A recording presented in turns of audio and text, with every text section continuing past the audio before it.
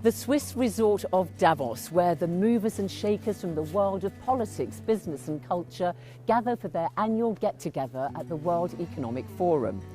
Our topic in this BBC World News debate is fake news and the challenges and threats it presents to politics and societies.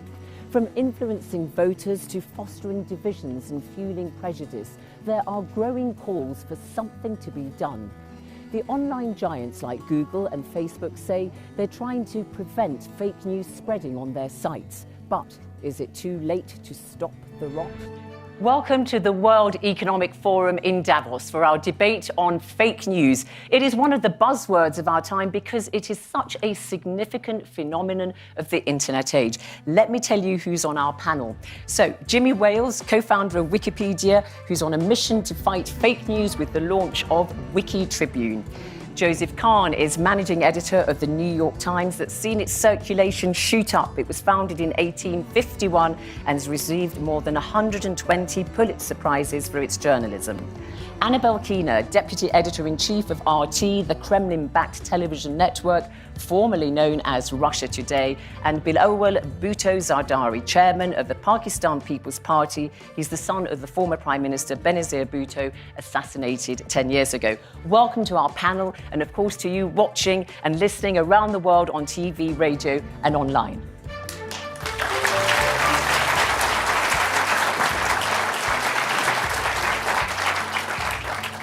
Now, you know, first I asked our colleagues on the BBC's technology programme, Click, to take a look at what fake news is and how it's becoming more and more sophisticated.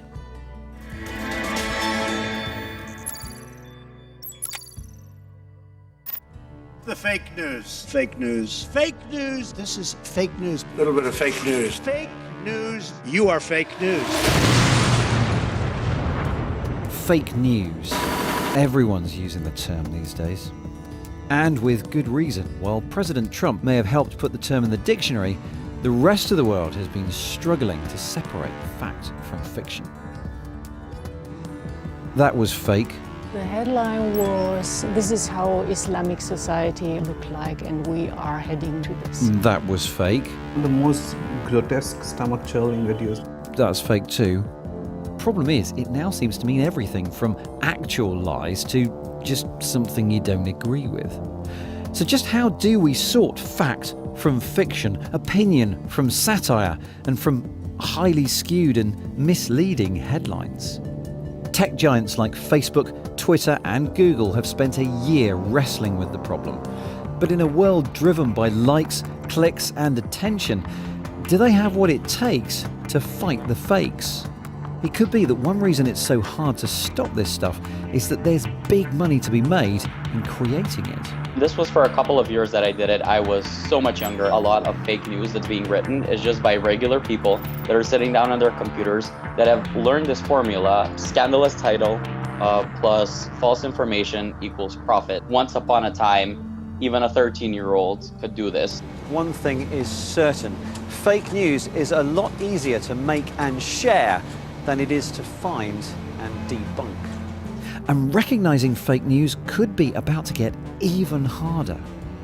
New technology could soon make us question not just what we read, but everything we see and hear. And you can't get charged more just for being a woman. From stealing our faces to mimicking our voices.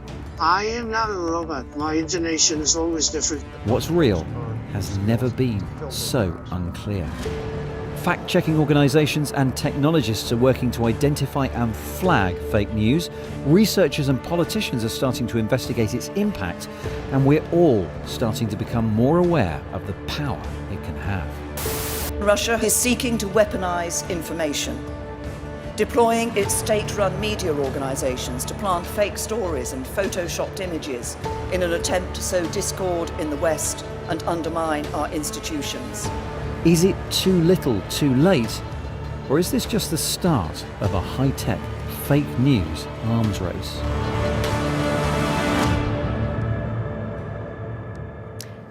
Quick question to all of you. How useful a term is fake news? Joe Kahn. Well, it's a useful term in the sense, as your clip points out, the phenomenon of maliciously created false information for political or economic purposes is an ongoing and very serious threat when news and information is distributed so widely on technology platforms. Bilawal, is it a useful term, fake news, catch-all phrase? I'm not so sure, Zainab, because I feel that obviously misinformation, propaganda, disinformation have been long-standing components of information warfare. Fake news has recently gained prominence vis-a-vis the American election, but as we saw in that clip, when politicians use it as a catch-all phrase to cover political spin, stuff they don't like, then it gets murky. Anna Belkina? I think the term is absolutely toxic because it muddles the debate and just the public discourse about accuracy and factuality in information. It is we see it weaponized by public figures, but also by media organizations as a way to silence dissenting voices, as a way to avoid answering to any kind of criticism. And at the very end, it is harmful to the actual problem that we're trying to solve here. Okay, Jimmy Wells, I mean, we put fabricated evidence into fake news and news that simply people don't like. Yeah, I mean, I do think that's a problem, and I'm surprised that I agree with Annabelle, except the one thing I would add to that is we should distinguish between fake news generated by teenagers and things like that, and there are actually better terms for propaganda, for something like RT, and muddling those two together is really a huge mistake. All right. Joe Kahn from the New York Times, you were the recipient of a fake news award, a newspaper award from the White House. And, being treated as a bit of a joke and people are making, playing with it and so on. Is it a joke? Well, that's President Trump's definition of fake news is the real problem with fake news, which is that his accusation of fake news is fundamentally fake. The problem with fake news is not journalism, which sometimes makes errors in the process of reporting and writing and then promptly corrects itself. Good journalistic organizations own up to their errors. Every single one of the awards that the president gave out to fake news media were media organizations that made factual errors and corrected them. That, to me, is the definition of good journalistic practice. Calling it fake news is an all-purpose smear, which has made the term, as people said in the clip, a weaponized term to try to... But you're wearing as a bit of badge of honor, are you? I got a fake news award from the White House. Why not? Okay. I wish we had more than one, quite honestly. Bilawal Bhutto. I mean, that's one side of fake news, but actually in your part of the world, when fake news is disseminated on WhatsApp or whatever medium, it can have actually rather dangerous consequences, can't it? I mean, I think that it can have dangerous consequences everywhere. I think what we were referring to with President Trump is particularly concerning and dangerous, not because it's funny he's handing out fake news support, and you're absolutely correct, they've all been corrected. The point is to have the leader of a democratic country demonizing the press in such a way is what concerns me.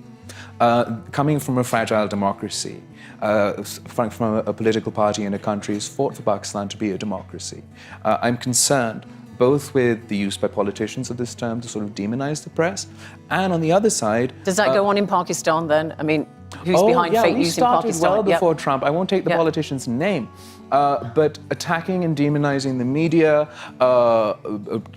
repeatedly repeating false fiction on a mass scale, that's sort of... And who else is behind it in Pakistan? Okay, so I think that, as with everywhere else, there's no concrete way to answer that question.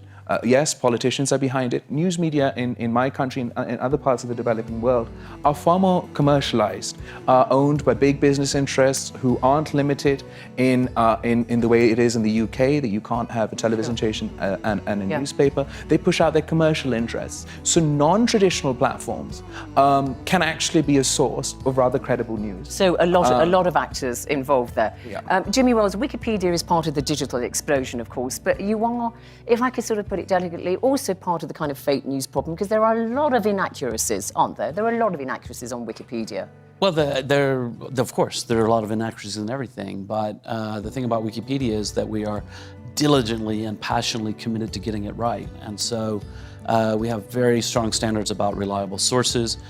We have a very open policy of correcting any mistakes that come into us.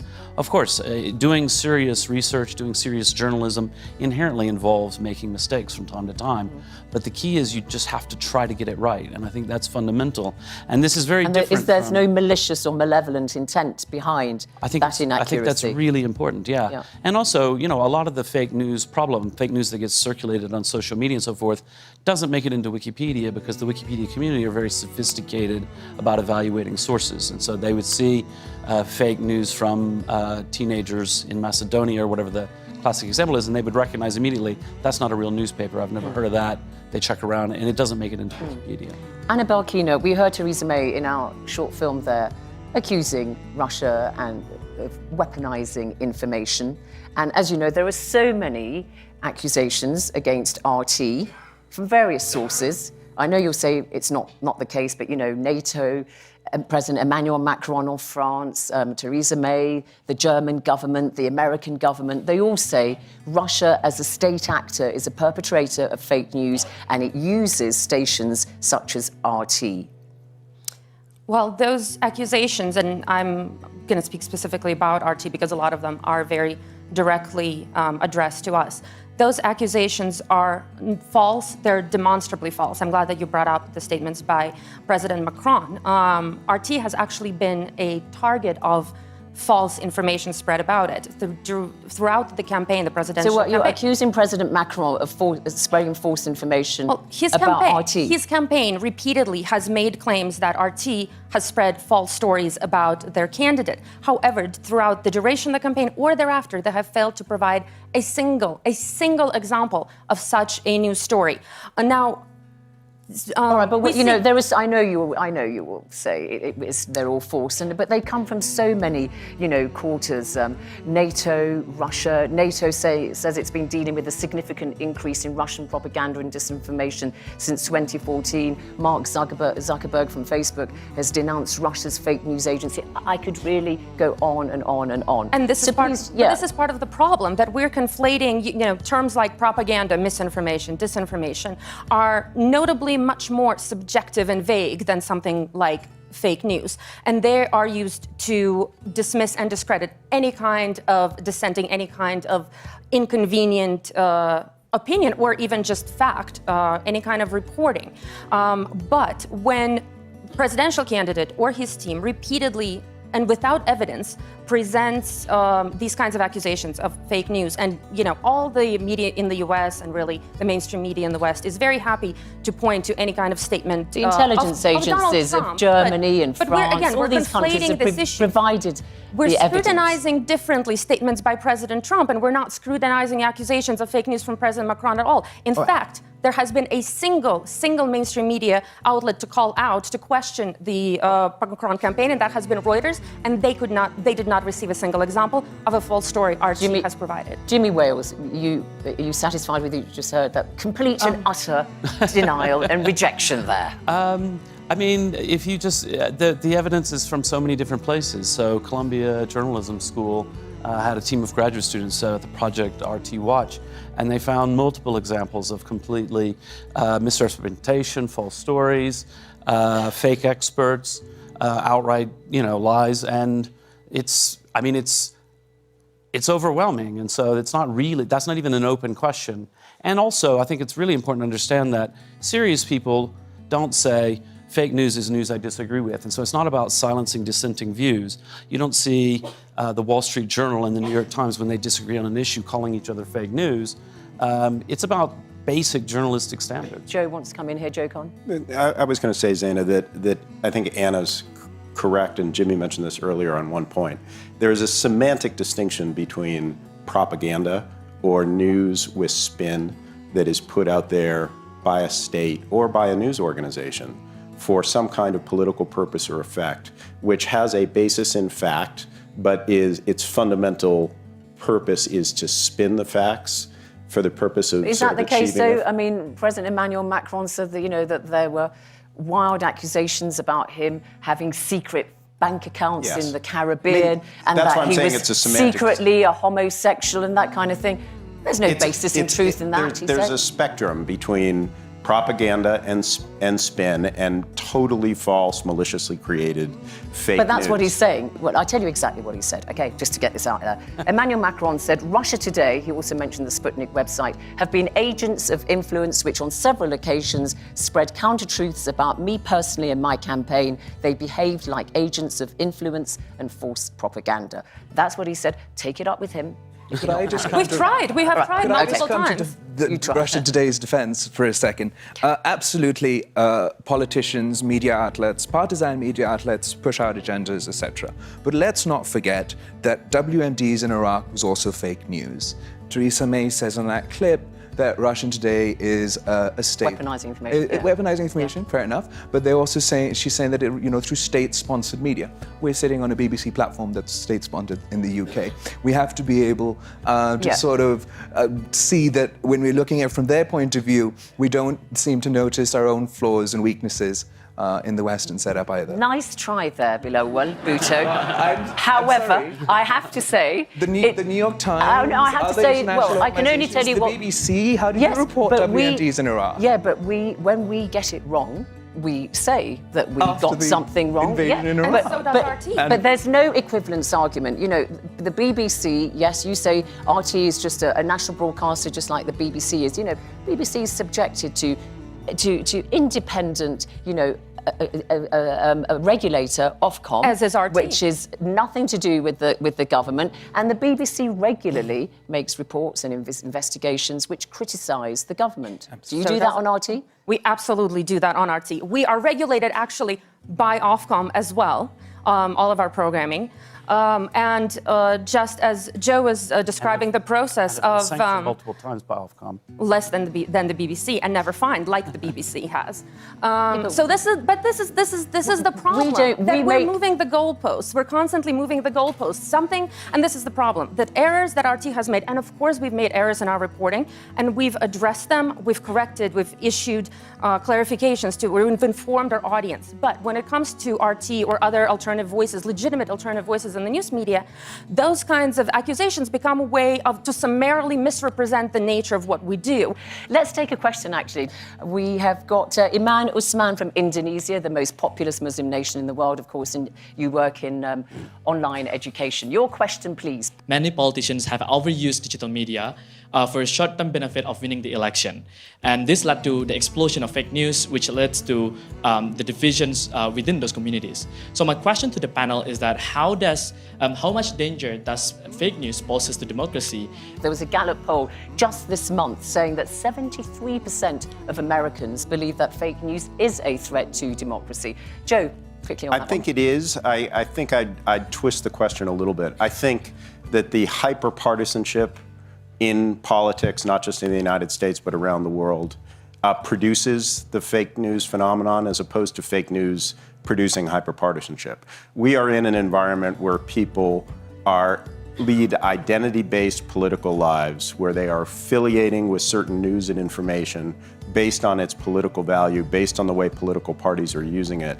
I don't think fake news is the cause of the problem to democracy. I think that the proliferation of fake news is one of the most important symptoms of a decline in sort of shared values and shared sense of truth, quite honestly. Anna Belkina, threat to democracy in politics? Well, I agree with you, Joe, that any kind of false information has a potential to negatively influence not just political processes, but any kind of public discourse overall. However, there have already been several studies in the US and Europe that show that even though people might be exposed to fake news, to false stories and false information, in the grand scheme of things, they still make their decisions, their political decisions, on the basis of factual information, of factual reporting, which is encouraging for all of us. That doesn't mean that we should be complacent, but I think this is where kind of the upside lies in the situation. Jimmy Wales, a report on 28 countries by the Edelman Trust showed that 65% of people get their news online or via apps like WhatsApp and so on. So the potential for fake news wreaking havoc is huge, isn't it?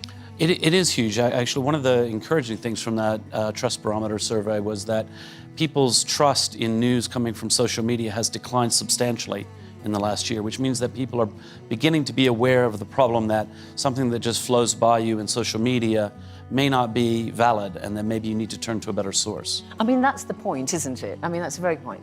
Do people really believe that this story about, you know, the Pope Francis endorsing Donald Trump as the candidate is true? That was one of the ones given out by the Macedonian teenagers. I mean, people are intelligent. They kind of think, oh, Pope Francis, you know, supports migration, left of centre and so on. I mean, this is not really going to be accurate. So should we credit people with more intelligence that they're not so susceptible to fake More than news? 1 million people shared that particular item of fake news on Facebook, shared it in their own feed. So more than 1 million people thought it was interesting enough. But did to they share with believe their it? They might communities. just share it. It's but... unclear, you don't know. But Yeah. in most cases, when people share, it's something that they want their friends to. It's something that they want their friends and community to see and understand. Do you think that's right, Jimmy? I mean, you know, if people share, do you think that means that they believe that story is true? Yeah, or they think it's either alarming enough or confirming enough of something they feel at that moment to pass along. How much do they even bother reading it? How much do they just vaguely go away with the notion? I mean, one of the things that's, I think, really hard for people who are news junkies to keep in mind is that, you know, we immediately see that and we say, well, that's ludicrous. There's no way the Pope endorsed Trump. But people who are not avid news consumers, they're very naive about the news, which, by the way, I think in free societies, people have the right to not be interested in news. However, when they do get some information, it should be quality. They also have a right to quality information. Anna Belkina? I think we have to look at why they're compelled to read and to share those stories in the first place. And I think the big reason for that is that for many years, if not decades, a large part of the audience in the US and Europe felt underserved by their own news media, and because they didn't see that as reflecting their reality. And so they would turn to alternative voices, some legitimate and responsible and accountable like RT, but others are not. And until the mainstream media, RT versus the mainstream media, takes a more critical look at why this kind of environment was created in the first place. And by the way, Joe, even reporters and columnists like Jim Burdenberg from the New York Times itself have reflected on that in the wake of the Brexit vote and the US election. Until there is a very honest effort to address this issue and to not discourage legitimate alternative voices from the news discourse, that a problem will persist. Anna Belkina brings up a very good point for the mainstream media. It's a challenge, really, that citizens and readers go where they want, and it's because the mainstream media failed to give the citizens and the readers what they wanted. So you also do share some of that responsibility. I think we have a mission to try to reach as many people as we can with our journalism, but I think we have to understand that a large part of the reading public wants information that is confirming of their biases and their political beliefs. And the New York Times and the BBC are not committed to providing them with information to confirm their biases. We are committed to providing them with journalism. So that in a hyper-partisan environment, you will have people constantly search for sources of news and information that confirm their prior political beliefs. They will often fail to find that in the most credible news media, and they will seek it out elsewhere. But it's not our responsibility to provide them with fake or misleading news simply to confirm their political bias. But the mainstream media is also, people say, you know, responsible in the sense that there has been a failure in regulation of standards in the mainstream media, which kind of helped the proliferation of fake news. I guess I would not agree with that. Not for the New York Times, but other... Well, I can't speak for every element of the mainstream media. I think the mainstream media, for the most part, does its best to try to improve itself. It makes mistakes over time. The journalistic process is inherently imperfect, but we are committed to fact-based, well-reported journalism. That is the way that we try to get our audience. We do have a very substantial audience, but you can't look at the entire world of news and information and blame the proliferation of partisan, biased view that circulates online on a failure by mainstream media. All right, let's go to the audience, because there's another question from Rebecca McKinnon, who's from the United States, an advocate for digital freedom of expression and privacy. Your question briefly, please, Rebecca. Sure. My question relates to the previous question, but it deals with business models and democracy. We know now from studies of what has happened over the past year that disinformation campaigns appearing on social media were really the result of people very skillfully using the features and services that social media companies, Facebook and others, provide to advertisers and digital marketers. So the question is the over-dependence of our media ecosystem on advertising, and particularly advertising technology that tracks people all over the internet and enables very targeted messaging to specific types of people. To what extent is that an existential threat to the democratic discourse? Well, we've talked about the democratic discourse. Let's just keep with, do we need to rework the business model? Because that's what the Macedonian kids did, didn't it? They were trying to get lots of hits so that they could get advertising. Yeah, absolutely. So Jimmy Wales. The advertising-only business model has been incredibly destructive for journalism. One of the most encouraging signs that I've seen in the last couple of years is the incredible surge in digital-only subscriptions to the New York Times and other quality papers. People are finally understanding, hey, actually, we need to pay for quality journalism. The problem with, particularly when we have this advertising technology, everywhere I go on the internet, I see the same ads. I see ads for boats, because I like boats. And in the old days, you might say, I want to sell boats. I'm looking for 50-year-old men in some kind of midlife crisis who want to buy a boat, because that's who buys boats. And you would think, oh, they read the New York Times and the Guardian and the FT and the Wall Street Journal, and you advertise with them. Now, the ads can be anywhere. I can be on a message board, I can be on Reddit, I can be on a spammy website, I can be anywhere and I'll see the same ads, which means that the serious players here are now competing head-to-head in a really direct way for ad dollars, for clicks, which puts the wrong incentives in front of everybody. So we need to rework the business model. We need to rework the business model. Advertising as a piece of the business model is fine, but in this environment with this highly automated advertising ecosystem, journalism can't compete if it's just about raw clicks. Need to rework the business model? Absolutely, I would agree. I think that not only fake news for many reasons, but the business model is a fundamental threat to democracy and to media in a country like Pakistan in particular. I mean, that's where I know more examples of. So big business houses control the majority of media in Pakistan, all media in Pakistan, that dominates all the space, dominates all the narrative. And they don't hesitate to print fictional news, to run fictional news on their electronic media. And the quality of journalism in Pakistan, and let me tell you, we have some of the best journalists in Pakistan. We've managed to stave off 3 military dictatorships with the help of some of the most bravest journalists, and they're in my country. But with this commercialization, with this, less with the ads, but just sort of the big industries in Pakistan who have the money and the government doling out cash, what's produced on television is more acting and spin and propaganda. So you think that there's more sensationalism Absolutely. in the news and business? the poor, credible journalists who, for all their lives to do this, can barely make ends meet, aren't getting the same packages at these done-up actors who read off the teleprompter. Anna Belkina? I think it's part of the problem, but it is not the majority of the problem. In my view, false information is just as harmful if it's created and distributed just for fun or for the purpose of political interference as it is when people are trying to make money off of it. The issue, again, is how can we inoculate the audience against this kind of information, regardless of the means through which it is distributed and promoted. I mean, this really brings up the issue when it comes about, the likes of Twitter, Facebook and Google. Are they publishers or are they platforms? Jimmy Wales, you're nodding, so come to you. No, I think it's super interesting what Facebook is doing. I think we don't know yet what that will mean exactly. On the one hand, I think serious publishers should be happy that maybe it's not all about clickbaity headlines that get traction on social media. On the other hand, a lot of publishers are worried about if there's a decline in traffic from Facebook, that's meaningful, certainly in the short run. So, but I do think that the platforms really do need to think and reflect on the role of the information that they're providing to consumers, and not just from a public-spirited motive, although I hope they take that into account, but also just from a quality of user experience. If people begin to feel like, you know what, actually, I find that I go on Facebook or I go on Twitter and I get all these nonsense news stories that I don't even know are true or not, I don't really want to do that. That's not what I want Facebook for. then they'll stop using Facebook as much, and they'll say, I just want a service where I can look at photos from my friends' kids, and they all move to Instagram, which I think Facebook owns.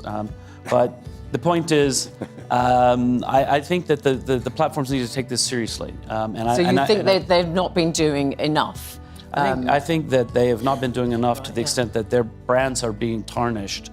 But you refer to them as platforms because that's their fear of being seen as publishers, as I said, because then they're subjected to different rules. You think they are just platforms? Yeah, definitely. I mean, I think it would be, if I want to share something with a friend on Twitter or on Facebook, I don't think it's fair in any way to assume that Facebook is responsible for that content. Joe Kahn? Facebook are absolutely determined not to be reclassified in the business ecosystem as a publisher that really takes responsibility for what all of its 2 billion users around the world post, the accuracy of it, the reliability of that information. They would essentially need to hire every available human being in the world to police that content in order to have any assurance, the way a good publisher would, that what they're publishing on that platform meets their standards. So it's literally impossible for the Facebook business model to become a publisher business model. At the same time, they're feeling some of the pressure that publishers feel, because they do feel a certain sense of responsibility for the most malicious fake news that may have an impact on the political debate. I think that explains why Mark Zuckerberg announced this change in their algorithm. To some extent, they're stepping back from trying to be or even present themselves as a primary provider of news. It doesn't mean news won't show up on the platform, but they want to be a social media site, not a primary source for people to consume news and information. But they could see a real drop in their income as a result if they do rework their business They model. have said They could even that they- disappear conceivably, couldn't they? That seems unlikely, but I do think that they could become a somewhat less significant source of news and information, and they would not, at least according to what they're telling us, be that reluctant to be viewed as a less significant source of news and information. Bilawal Bhutto? What has Facebook's recent decision on this, how has that impacted publications like the New York Times? Because surely when this stuff is being promoted actively on Facebook, that would drive traffic to organizations. We're watching it closely. We're concerned. We think that it will impact us somewhat less than the ecosystem of true, fake news providers that Rebecca was describing, who are looking for clickbaity returns from advertisers. That was never our business. We never got enough revenue from Facebook to support the gathering and the reporting and publishing of real news anyway. Anna Belkina, on this issue of the business model, time to rework it.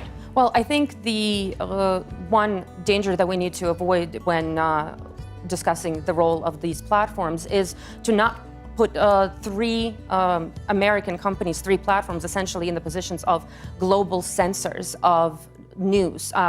Obviously, I have absolutely no idea when patently false information is going to be taken out of the discourse, and I hope that this happens because it's harmful for all of us.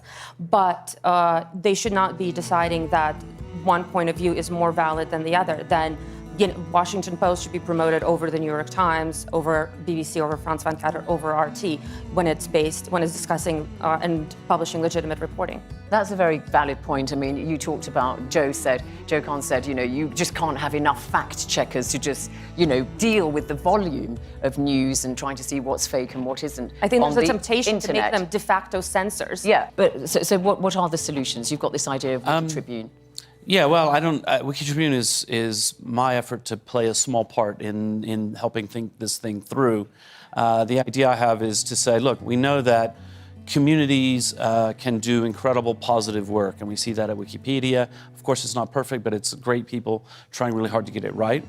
And I want to see if we can bring in a wiki-style community, pair them with paid professional journalists to do something new in the space of news. And so you kind of get citizen journalists along with professional journalists working together as equals.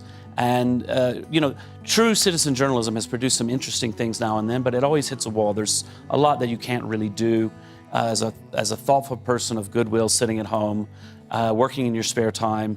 You can't drop everything and chase a story for 3 days and things like that.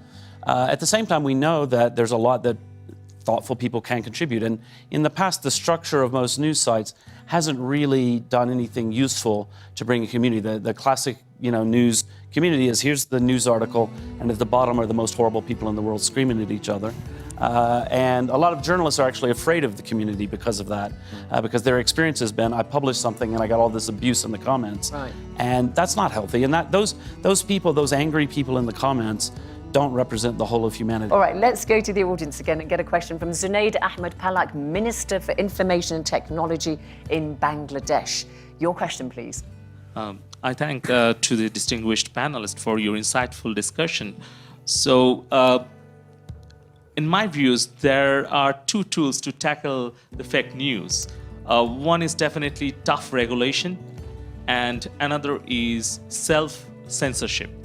So, my question to the panel, so what would you suggest for a country like Bangladesh, although there is a strong argument from the government to regulate the fake news, but it can actually damage the freedom of speech or freedom of press. Thank you. I mean, we've seen, in fact, Downing Street, the United Kingdom British government has just announced a new unit to rebut fake news, and we know that France and Germany have actually brought in regulations, Germany in particular, with very, very heavy fines if you're found to be perpetrating fake news. So there are some examples there of government regulation, but Bilawal Bhutto, let me put it to you, you've got to strike that right balance between regulation, hate speech versus free speech. I mean, I look forward to seeing how this goes forward in a country like Germany that is so careful in protecting freedom of speech and fundamental rights, and it'll be an interesting place to see how this sort of regulation goes forward. Same with France.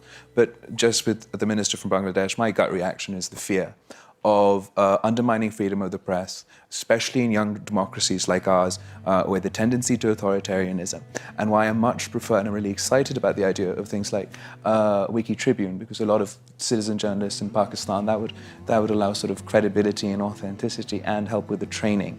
I like also this Africa Check and what's the Ukrainian one, Stop Fake, where journalists have got together. This is sort of this traditional PolitiFact angle of checking fake news. Perhaps this will develop into a more community-driven. So you want the grassroots to kind of police fake news rather than governments doing it? I would say I'm more comfortable with something like you think that's enough, though? I mean, for example, you've got elections in Pakistan this year, and and I'm sure, but we've historically been dealing with fake news in election cycles. Bangladesh and Pakistan dealt with fake news even back then. So there is that component, but I personally do not trust my state to be regulating this. But when you've got really detrimental effects and harmful consequences of fake news in your part of the world where it can result in death. No, absolutely. Don't you need a heavier hand than just grassroots policing? No, absolutely grassroots policing on its own. One important component I think that we're not addressing is education. I think we need to relook how we're teaching our kids in school. I don't remember being taught about journalism in high school or anything. You'd have taken an elective at university. If you're taught about sourcing, if you're taught about bias, if you're taught about how to research and check multiple angles and see, and also taught what does fake news look like. So I think education is a really strong component in countering. Yeah, I'll come to Anna Belkina on this issue of hate speech versus free speech and the role of government in regulating fake news. Well, a lot of traditional news platforms, such as the press, such as TV broadcasters, are already pretty thoroughly regulated in all the countries where we operate. This is true for RT, it's true for the BBC, and there I most certainly don't think that additional regulation is the answer. But speaking as a member of the media community, I think that a lot of the solution lies with the news media community and holding each other accountable. Now, this is not something that is viable if when Donald Trump accuses somebody of fake news, the media takes it as the badge of honor, but President Macron does the same thing, and it's not even examined. That can only exist without these kinds of double standards, without lumping some editorial mistakes as dismissal of fake news of entire organizations and excusing repeatedly mistakes of others. But if there is a real, honest, open approach and examination when mistakes that our team makes can be pointed out in a constructive debate by the likes of the New York Times, but our team is in position to point out mistakes in the New York Times reporting, that is the most constructive approach that I see. Joe Kahn? You know, both the United States under President Trump and the Russian government under Vladimir Putin have actually taken upon the political leadership to some extent to combat what they call fake news, which I think is emblematic of the risk of having the state get involved in policing this. The Russian Foreign Ministry has a stamp, a big red stamp that they put on pieces of news that they consider fake. Donald Trump has his fake news awards. These are not the people that we, the broader community, should be looking to tell us what's accurate and what's not accurate in the news media. I think that is a very slippery slope to authoritarian sentiment. So no government regulation? I would say that I have very little to no faith in government regulation as a way of ferreting out fake news. The only thing that's really going to work with fake news is more quality news, more attention to quality news, better traction for quality news on online platforms, and ultimately simply more information that's out there to combat the maliciously fake. So it's a shot in the arm for things like the New York Times, which is why your circulation has gone up, you think, because people think been around since the mid-19th century. To reliable brands. Yep. And I think it's reaffirmed in the kind of social media age the value of true original reporting. And over time, we just have to continue to re-emphasize that. Jimmy Wales? Yeah, I think particularly in countries where there are fragile democracies or there's a lot of potential problems with pressure from the state on publishers, strong regulation is an incredibly dangerous and incredibly bad idea. I also don't think self-censorship is the answer. I don't even know what self-censorship means. I think that's a completely false dichotomy. I think what we need is a robust ecosystem. You need to have the independence of journalism to speak truth to power, but also to ferret out fake news and to speak truth about that. So, Minister, you've got some good answers there. You can go back to your ministry and you've got your blueprint there to work out with your civil servants. Let's take our final question from the audience. Victor Ochen, a youth activist from Uganda. Your question, please. Thank you very much. I'm from Africa, probably the biggest victim of fake news. What I wanted to ask is, in a continent like Africa, where across the countries, there's that strong tribal loyalties to politicians, to the point that it does not necessarily mean citizens are questioning whether the news coming from their leaders are fake or true. I'm asking, in such narratives, how can you enforce change in cultural norms of that kind? Thank you. Joe Kahn, I think it was you who said earlier on that people seek out opinions that reflect their own values and so on. So in the context of Africa and that question where people have tribal loyalties, yes. How can you try to... I don't think it's only Africa where people have tribal loyalties. I mean, I think it's well, a general... since he put it in the context of Africa, okay. But I mean, the question is, how can you bring about a cultural change? I think it's a generalized problem that's getting worse, which is the hyper-partisanship of politics and news media debate. I mean, I think basically the idea of non-partisan facts, even science, is itself being questioned or subordinated to partisan politics. You will believe what I, your political leader or spokesman, say you ought to believe about climate change, about the performance of the economy, about what's happening in your own community, about the threat from immigrants. The idea of having a truly independent, fact-based, for democratic discussion has been eroded in recent years. So that tribal loyalty is a real fertile breeding ground. More rather than less important. And that, to me, is an enormous dilemma for mainstream media, which is not by its nature partisan. So we cannot, by our nature, truly satisfy the demand for that kind of, tribal affiliation. Is that the case? We know lots of newspapers. I mean, in the United Kingdom, you've got the Daily Telegraph, which is referred to as the Daily Tory Graph. That's the Conservative Party. But if we go in that direction, the Guardian is more pro-Labour. If Wikipedia or Wiki Tribune go in that direction, we will have such a sharp deterioration. But they don't peddle fake news anyway. But, I think what's important here is that, yes, people do like to buy The Guardian, for example, if it confirms their worldview and so on, and that's a fine. left-of-centre newspaper in the United Kingdom. In the UK, or they buy the Telegraph, and that's fine. But I find, Wikipedia is incredibly popular, New York Times is incredibly popular, BBC News is incredibly popular. People get that, and they also really do have a strong desire for clear facts, clear, unambiguous, as neutral as possible facts. We're coming to the end of time. I mean, it's basically the echo chamber and its effect on fake news. So Anna Belkina and then Bilawal Bhutto. Anna Belkina? Sure, I think the solution is diversity of stories, a diversity of points of view when reflected in legitimate, accountable, credible reporting. That is what RT seeks to deliver. And exploring news and topics and issues within the US, for example, outside of the partisan divide, as a way of providing the audience with the widest range of legitimate news stories possible. Bilawal? I think raising this partisan tribalism issues is really, really important. I think internationally, partisanship has gotten so toxic that that's probably a more fundamental threat to our democracy. But I wonder how President Trump, by engaging in these awards, are sort of rounding out and painting as partisan the previously seen as objective news organizations by sort of engaging and hitting at you in a politically partisan manner, almost forcing them to react in the same way. All right, just very quickly to all of you, fake news, however imperfect a phrase might be, you think it's still going to be around, that we're not going to find a way of combating it? Yes or no? Anna Belkina, is it going to be around?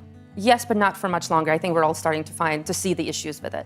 Jimmy Wells? I think the true fake news, spammy websites generated by teenagers will be algorithmically sorted out, by Google and Facebook and everyone else. The deeper problem of financial problems in the news media, low-quality media, we've still got a lot to deal with. Bilawal Bhutto. Been around for ages, going to be around for a lot longer. I just hope we educate ourselves and empower our citizens to deal with this. Joe Kahn. Actual fake news is on the decline. The fake news as a political smear is on the increase. That's the threat at the moment. Well, got to leave it there. Thanks very much indeed to my panel. Thank you to my audience here at the World Economic Forum. From me, Zainab Badawi, and all the team on our World Debate, goodbye.